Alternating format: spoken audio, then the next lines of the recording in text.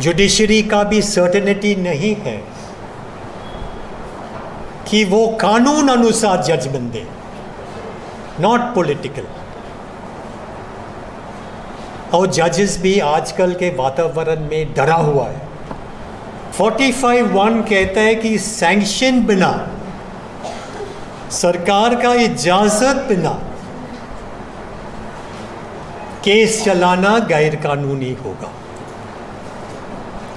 और साईं बाबा का केस में प्रोसिक्यूटर ने खुद एडमिट किया कि हमने केस शुरू किया, बयान लेना भी शुरू किया, कॉग्निसेंस लेना भी शुरू किया विदाउट सैंक्शन। स्टेट का एडमिटेड पोजीशन है। तो जज साहब ने कॉन्स्टिट्यूशन बेंच का डिसीजन 5 जजों का डिसीजन पर निर्भर रहा और कह दिया कि फलाना डिसीजन में लिखा है साफ तरीके से कि विदाउट सैंक्शन पूरा ट्रायल ही रद्द होता है, आगे जाने का मतलब ही नहीं होता है। बयान लेना, मेरिट्स पर जाना वगैरह ज़रूरी नहीं है, बेकार है, क्योंकि एक बार सैंक्शन नहीं मिलता तो पूरा ट्रायल रद्द हो जाता है। 45(1) सुप्रीम कोर्ट में मेन पॉइंट ये था कि आर्ग्यूमेंट करते समय आपने मेरिट्स के ऊपर नहीं किया। मेरिट्स मतलब उसने यहाँ से लिया, उसने वहाँ से कुछ कहा, उसने ये किया वो किया, उस आपने गया नहीं आगे।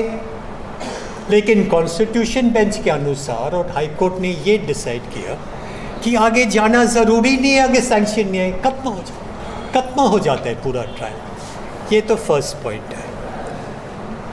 और साथ ही वो हाई कोर्ट, ये सुप्रीम कोर्ट ने ये नहीं कहा कि साईं बाबा का एक्विटल ऑर्डर गैर कानूनी है। हायर कोर्ट जब लोअर कोर्ट का ऑर्डर रद्द करता है या सस्पेंड करता है तो ये फाइंडिंग होना बहुत ज़रूरी है कि प्राइमा फेसी ये जजमेंट गलत है। कुछ नहीं कहा। सेकंड पॉइंट 45(2) ये चिदम्बरम साहब जब होम मिनिस्टर था उसने इंट्रोड्यूस किया बाय अमेंडमेंट 45(2). ये एक सेफ गार्ड है कि गलत तरीके से ट्रायल शुरू ना हो।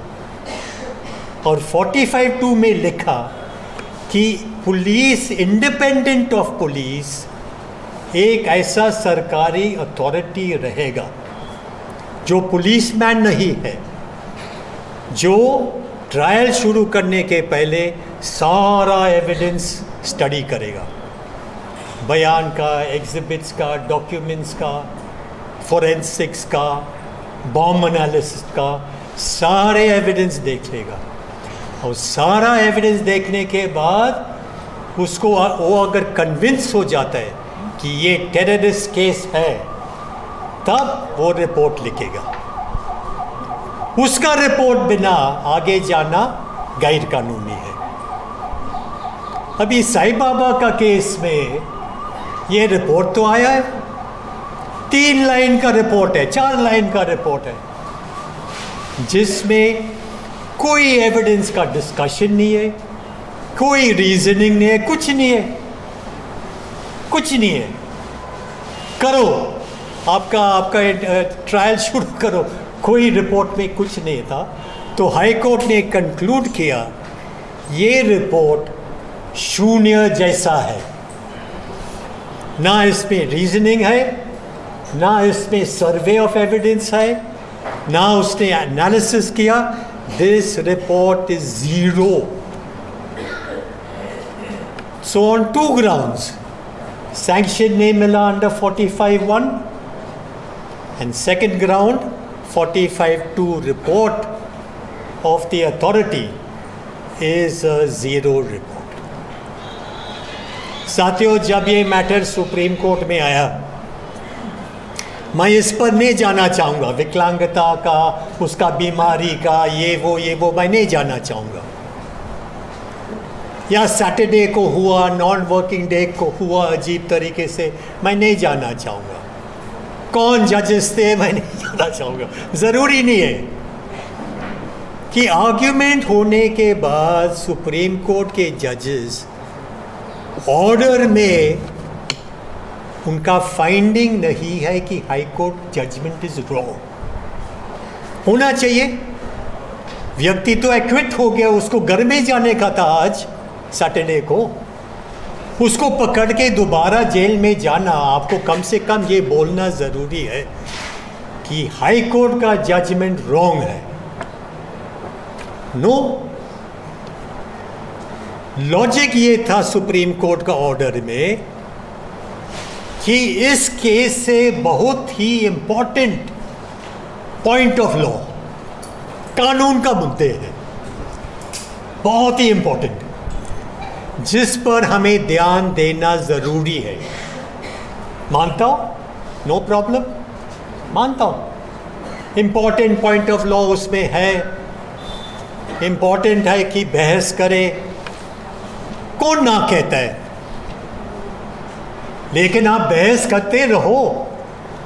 बीच में व्यक्ति जिसका एक्विटल हो गया, आपका क्या राइट है उसको पकड़ के दोबारा जेल में डालना? तुम बहस करते रहो, साल भर करते रहो, 2 साल करते, नो प्रॉब्लम।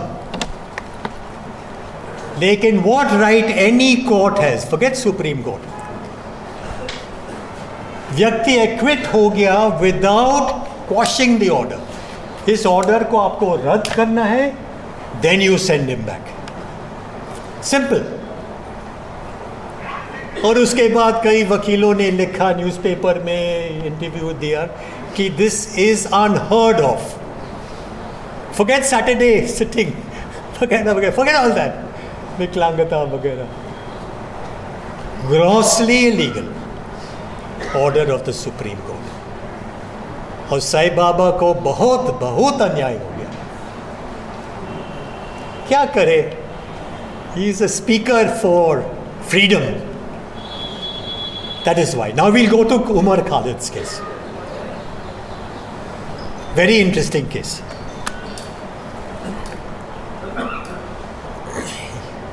Actually आप लोगों को ये जजमेंट डाउनलोड करके पढ़ना पड़ेगा, कोई भी पढ़ सकता है, कोई भी समझ सकता है, सिंपल, नॉट कॉम्प्लिकेटेड।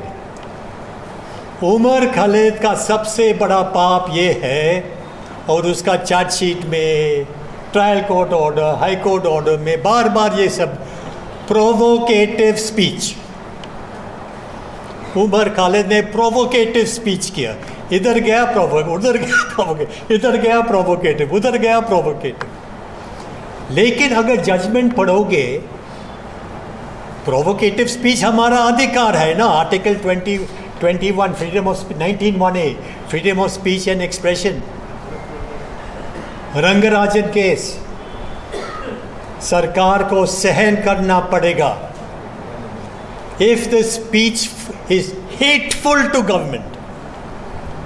इतना तेज स्पीच अगर आप करते हो, मैं इस सरकार से विरोध कर रहा हूं, I hate this government, I hate its policy, no problem. Supreme court ने कहा even speech hateful of government, freedom of speech and expression। Rangarajan case में एक और शब्द इस्तेमाल किया, फ्रेज इस्तेमाल किया, even if on the branch of liberty there is one poisonous branch, don't touch it। absent violence, violence अगर होगा तो अलग बात है, वायलेंस नहीं है तो जितना इन्फ्लेमेटरी स्पीच हो, वायलेंस नहीं है, और स्पीच के बाद वायलेंस नहीं हुआ और आपने लोगों को भड़काया नहीं, you can give a strong speech against the government and against the police and against the forces that seek to repress society.